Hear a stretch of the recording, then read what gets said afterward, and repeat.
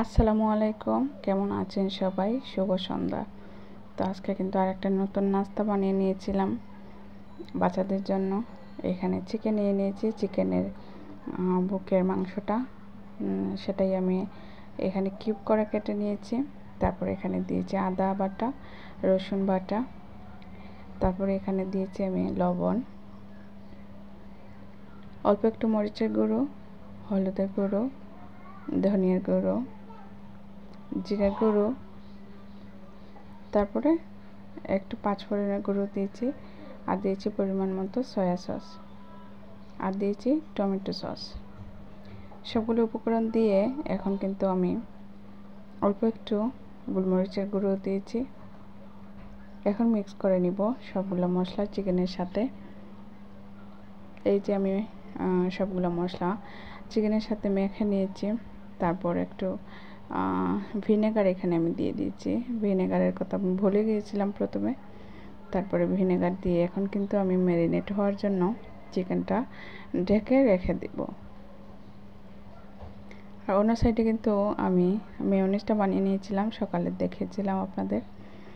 তারপরে এখানে আমি চিকেনটা ফ্রাই করে নিব। এখন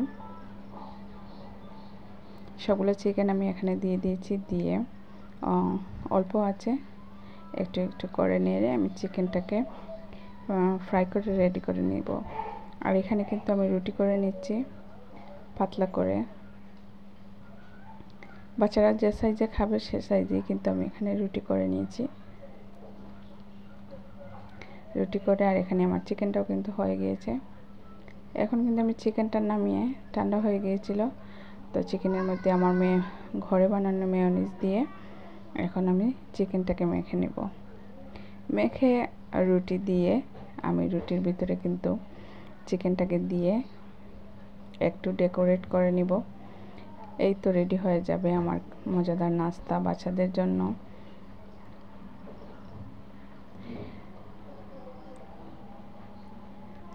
তো এখানে কিন্তু আমি রুটির মধ্যে একটু টমেটো সস দিয়ে